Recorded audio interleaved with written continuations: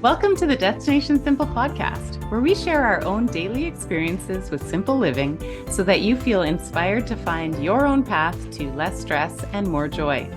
I'm Elizabeth, holistic personal chef from Living Simply Kitchen, and my co-host, Suzanne, is an intentional living consultant. Our podcast is inspired by themes that Suzanne writes about in her intentional living blog. Thanks for listening, and let's dig into today's conversation. Yeah. Hi, Suzanne. Hey, Elizabeth. So this is a bit of a different episode than we have been doing. We're going to do a short episode based on something people can try at home to increase their, experience using intentionality or simple living. And you had recently written a blog on something you call the done list. And this is a tool that you've been using to change how you look at the things that you do. Yeah. Tell us a little more. Yeah. So I tried something. I've heard of this being done, and it's not something I had put into practice. So I thought I would try it. I was feeling a little discouraged, a couple of weeks ago, I guess. And I thought, you know what, I'm going to try writing a done list. So I wrote a blog post called The Done List. And I'm just going to read it to you, and then you'll have a really good idea of what it is we're talking about. Do you write to-do lists? I do, and they can be quite long and sometimes daunting. In my quest to simplify, I've learned to pick few priorities from my to-do list and still make time to play. Learning to slow down has been essential to reduce my stress levels and prevent me from nosediving back into burnout. Recently, I tried a different strategy. I wrote a done list of things I'd accomplished. That morning that I wrote this, I wrote, got up, bathroom routine, made a breakfast smoothie, took meds, edited 2 blog posts. The mindset change that occurred with just that short list of being out of bed for only about an hour and a half was rather surprising. We spend our time focused on what we need to do, always ahead of us. But how often do we peek back over our shoulder to see the accomplishments we've made? We are so hard on ourselves for not completing that to-do list, but we never celebrate how far we've come. We don't give ourselves enough credit. I decided to track my whole day, and this is what I rounded it out with. And I'm going to read this fairly quickly because it's kind of long.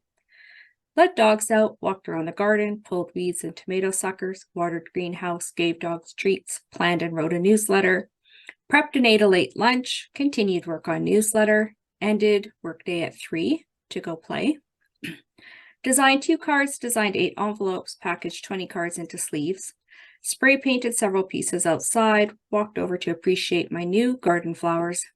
James finished work, end of workday. Ran into town to get groceries, built a backyard fire in the pit, prepped supper, cooked supper over the fire, enjoyed supper outside, relaxed with some TV while crocheting, bedtime routine, scrolled phone for 20 minutes, read for half an hour, lights out. As much as that's a super full day, what I did with my day is somewhat irrelevant. It's about how I felt about my day when I could see in writing what all I had fit in. It's a completely different perspective than looking at what didn't get accomplished on that to-do list. And also consider this. From the list above, the only items that were on my to-do list were edit blog post and write newsletter. So on my to-do list, I would have only crossed off 2 items, when in fact I did plenty with my day that I wouldn't have otherwise considered or acknowledged. If you have never written down everything you accomplished in one day, I highly recommend giving it a try. It's pretty amazing what we don't give ourselves credit for, how easily we write off our efforts because of a constant drive forward. Take a day to give yourself a pat on the back, and if it feels fabulous, write a done list the next day too. And why not the next? I love it. Yeah. This is a really simple practice that we can use to help put things in perspective, right? Yeah. I think I am often feeling like, oh, I'm always behind on this imaginary to-do list that never ends. And we don't acknowledge, as you say, the things that we have done, because many of us are doing all day long. So I want to talk about the qualities of the things on your list as well are awesome, but it really stuck out how you said there was only 2 of those things were on your to-do list, right? But the done list is so much greater than that. And it can be even greater if we can be intentional about what gets on the done list, which helps by making a list of how we spend our time.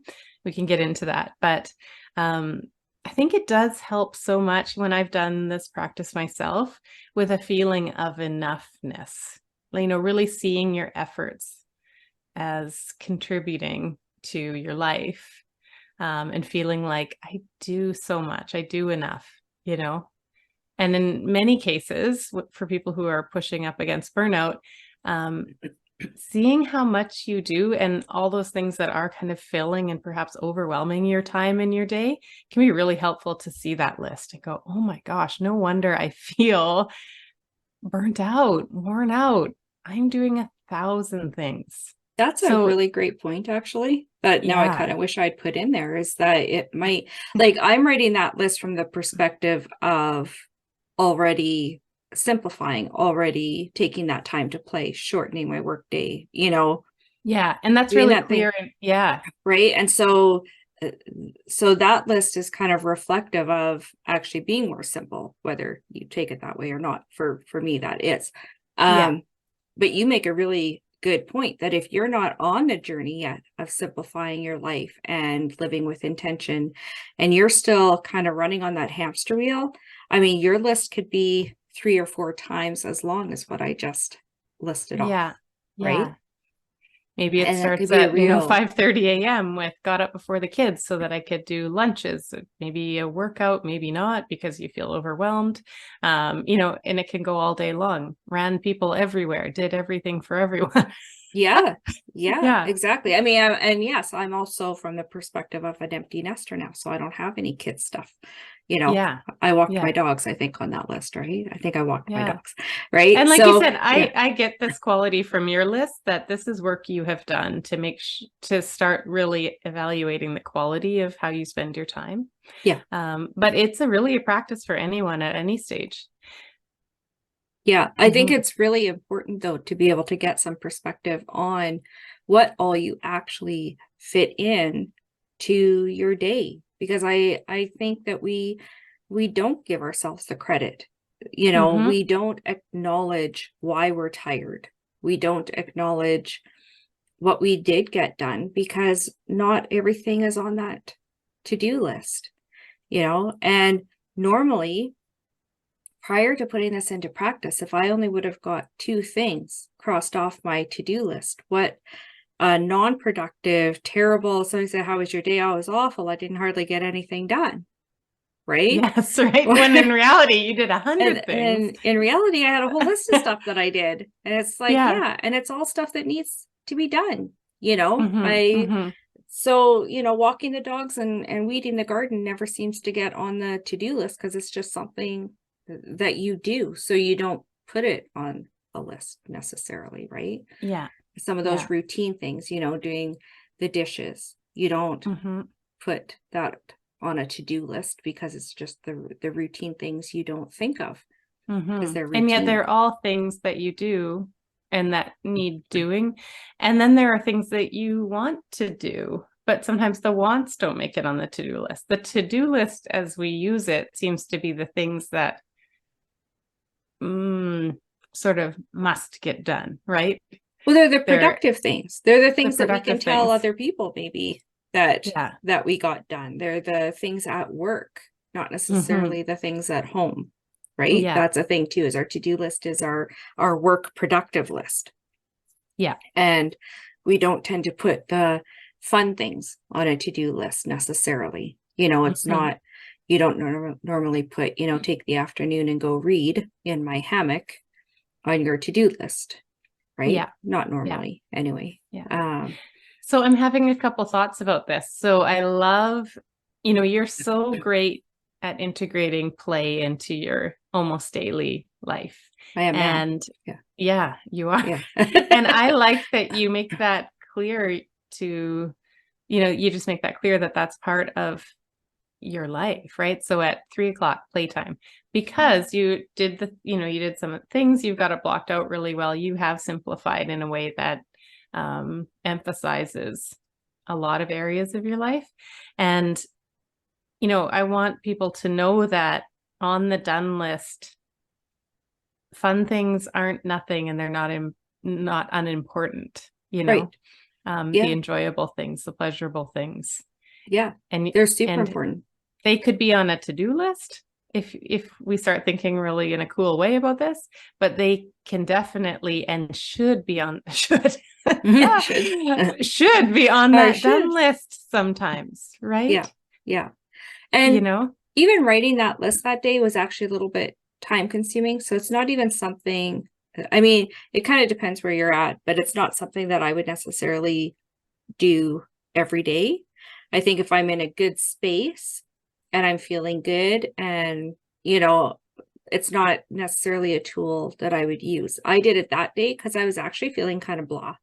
yeah, And I thought, I feel like I'm not getting anything done. I think it was, if I think back, it was probably even a little bit dreary that day. It was cloudy and, that always affects my mood. And I think I just felt like I needed something. And for whatever reason, this idea came back to me. It's not original to me. I heard it's been around for a long time.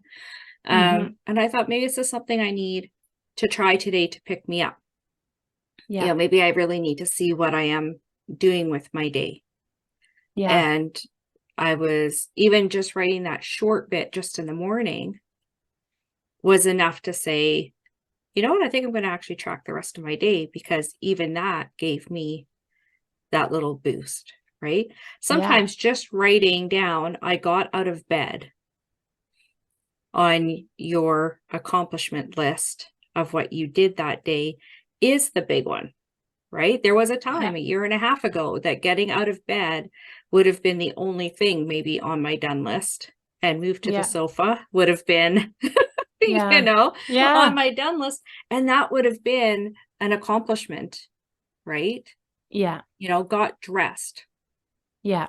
Would have been a really big deal on that list at one time, right? And if you are in that position, it can help give perspective to see, like, to take the next step if you need to, right? Yeah. Got dressed. Okay, I did that. I can make breakfast, or it's actually quite motivating. Go outside. Yeah. Yeah. It is. It's quite motivating. It's almost the same as kind of like, I want to say, if you get up and actually make yourself a healthy breakfast, maybe you make yourself a healthy smoothie as opposed to having the sugar cereal out of the box. And that makes you feel good. That starts your day off. You're like, hey, I did something good for myself this morning. Maybe I can carry that on to the next step of my day and do something good for myself later on today too. Right. Yes. And that's how habits start is, minimizing can, I always kind of joke, they become a little bit addicting because it feels so good, right? You start with a little bit and then you do a little bit more, a little bit more. And then all of a sudden it's like, oh, actually, I love the results of this. So you keep on going, right? And writing that done list is kind of that short-term one-day thing where it's like, oh, I accomplished this. And now look, I accomplished this. And now I accomplished this. And you might think that they're the mundane things that you do every day. Yes, they are, but they count as things that you did. They count. Yes. Yeah. Right. And being able to see how much you fit in to your day on a visible list is really inspiring and motivating. And it just makes you feel good, And I mean, and I just kept that list on my phone because your phone's always on you. You don't necessarily have to be carrying a paper and, it's just on your phone. It's or whatever's convenient for you, right? But write it down. Try it for a day. Couple days. Yeah. And like you said, it doesn't have to be an everyday forever thing. You know, we often talk about don't take on, take baby steps, right? Yeah. But it's helpful to do it once or twice just to see and to acknowledge for yourself everything that you are doing. Yeah. And if you want to take that to another place, you can look at it and evaluate maybe how you're spending your time. And are there things that you would like to see less of or more of? And it's a good opportunity, I know I found for myself, to, really look at, am I making time? I believe that play or self-care are important to my well-being. So am I actually making time for that? Or what's happening in the morning that I just can't get that bit of self-care time that I'm craving? Oh, it's because I'm getting up and I'm doing these 5 things first. It's just like a great way to see. And like you said, like having it written down is really very different than thinking it or thinking that you're seeing it. Writing the physical list, so important. And then looking at the elements that are there. And like you said, making a healthy breakfast can be such a great thing. And the way you describe that is like, note to yourself, like appreciate and acknowledge that you made yourself a healthy breakfast or a breakfast a nourishing breakfast for you. Not just had breakfast, it's a moment of pause to bring your focus to appreciating, the good things that you are doing. Yeah. It's giving yourself gratitude, right? Yes. That you did something, it's acknowledging that you have worth, right? Because so many people suffer with that, not worthy of, right? Self-esteem. It's a self-esteem booster. That can also be somewhat of a stress release as well, a stress management tool. Just, it's that dose of positive. It doesn't really, like I said, what was on my list was somewhat irrelevant, right? To someone outside of myself, even to myself. It really is more a quantity thing in a way, right? Where you go, I fit all this into my day. It's not a perfection list. No. It doesn't mean that I did it well, necessarily, right? It's just acknowledging the things that you did, that you tried, finished, didn't finish, attempted. Yeah. It's looking at all the things that you fit into your day. And I think, for me, it was really surprising, especially when it dawned on me and I thought, only 2 of those things on that list was on my to-do list, which means on any other day, with any other day, I would have crossed the 2 things off my to-do list, looked at the rest of my to-do list and gone like, oh, well, I guess, I guess I I've didn't gotten get to much those. better at not being hard on myself for that. I can still say I did those 2 things and now I can go play, because that's kind of where my mindset has moved to. But my to-do list is also never ending. There is stuff that needs to be done every week, right? Or every other week. Everything's got deadlines. Blog posts have deadlines, newsletters have deadlines. I mean, the social media. I mean, I do all my own stuff. So it's things have deadlines, and I do have a to-do list. I do have the stuff that needs to get done. I have worked very hard towards, though, eliminating the things I don't need to do and bringing it down to what I need to do. And so that to-do list is very poignant. It's very down to just what needs to, where my focus really needs to be. It's down to priorities. Right? And they're practical. Like, it's doable.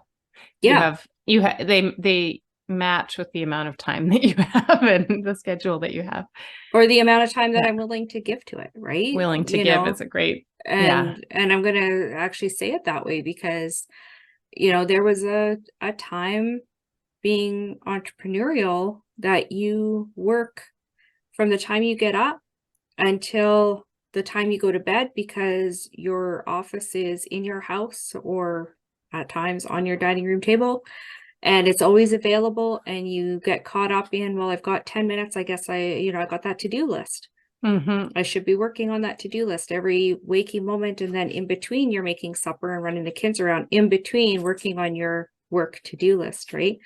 And so one of my things that I kind of mandated for myself was, no, I'm going to give this much time to my business every week, and I'm giving this much time to playtime.